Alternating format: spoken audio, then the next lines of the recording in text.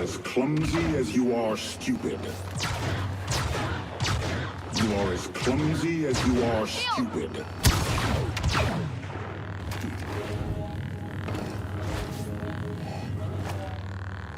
You are as clumsy as you are stupid. Hey guys, it's RivaThames. Today, it's another episode of Testing the Battlefront. This week, we're looking at variants of star cards, the new IDEN Stat, and hidden use of hero abilities. But before we get started with this week, I've got an announcement. So I see a lot of you guys commenting great ideas that are just impossible to do online, especially looking for specific maps or using heroes in Galactic Assault. So to make this series better and really go deep into Battlefront 2, I've gone out and bought Battlefront 2 on the PS4, so I can use the split screen feature and test out those specific in-depth tests between heroes and troopers. So comment your most creative ideas for next week. It can be as crazy as you'd like.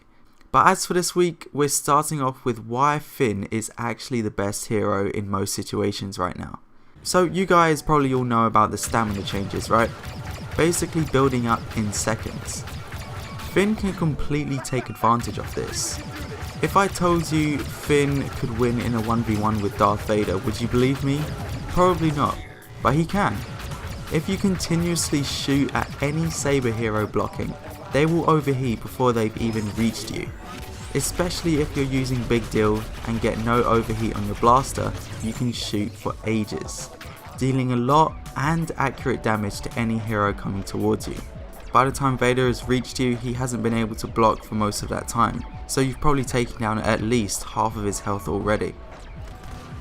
Not only that, last week I showed how Big Deal gives 120 extra health to Finn, but what about those around him?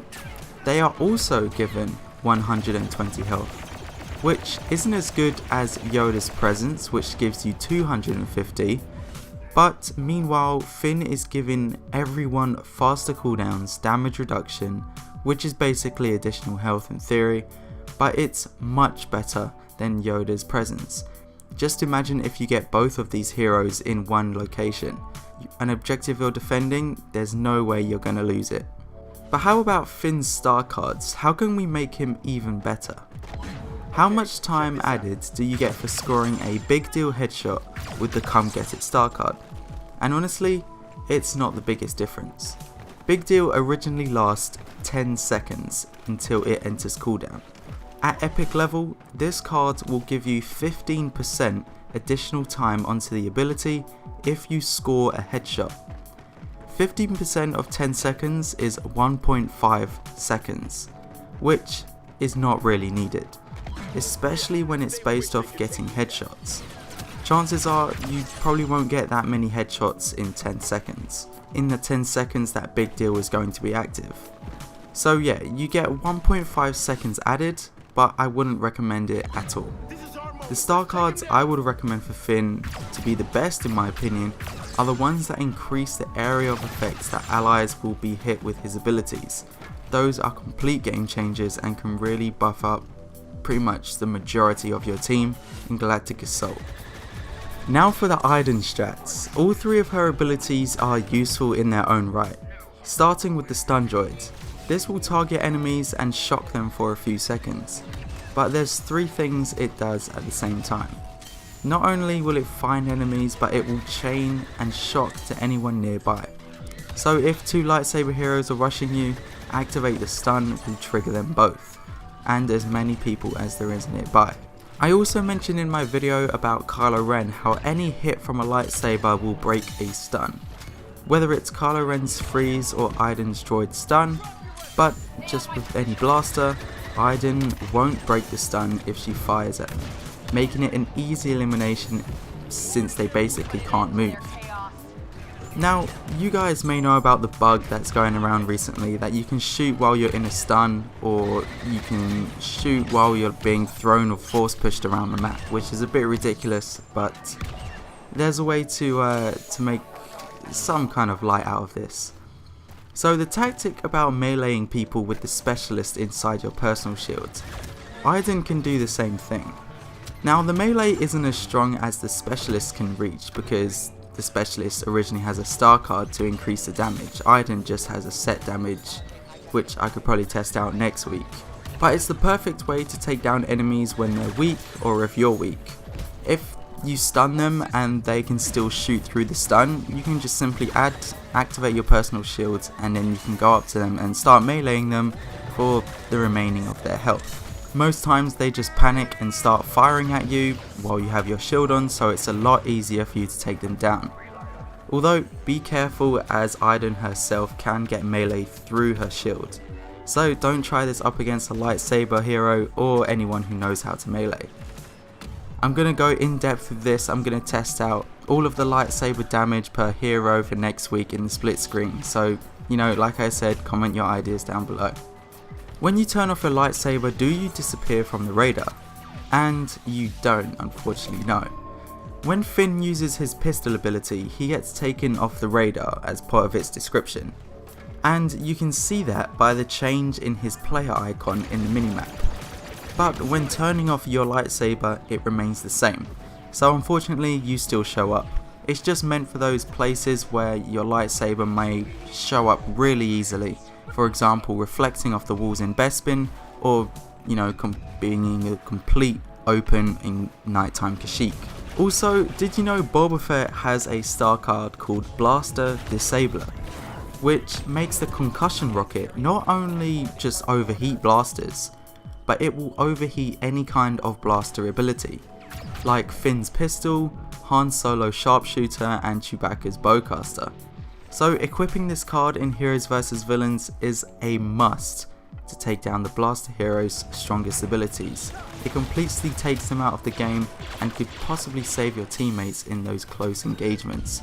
Just imagine saving someone from Chewbacca's furious bowcaster. That is loyalty. Next we're going to look at the movement speed of the heavy class when they use the sentry guns. Now there's three kinds of sentries: the lightweight, the supercharged and the explosive. Both the light, the supercharged actually travel at the same speed. The difference is just how long you can fire it for. The supercharged has explosive kind of splash damage rounds, which will overheat a lot faster. But the lightweight sentry, you can fire for a longer time, but it doesn't have any kind of splash damage, so you need to be really accurate with this. But the explosive sentry, the one where you can't move and fire, is slow down when walking. And I think this is probably the worst one you could pick, for me at least, as you need to stand still to use it.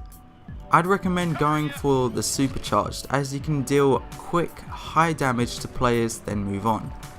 With the other sentries, I find myself cancelling it before it's even finished its duration, because I want to get on with the game. I don't just want to stand in one position and fire out the sentry or the explosive sentry. So the supercharge usually works out best as it runs out very quickly, but will guarantee you an elimination or a lot of damage at most times. And finally, who is the fastest hero? I've tested through all of them using the start and finish line I use on Bespin like I did last week, and it turns out that these are the top 3 heroes.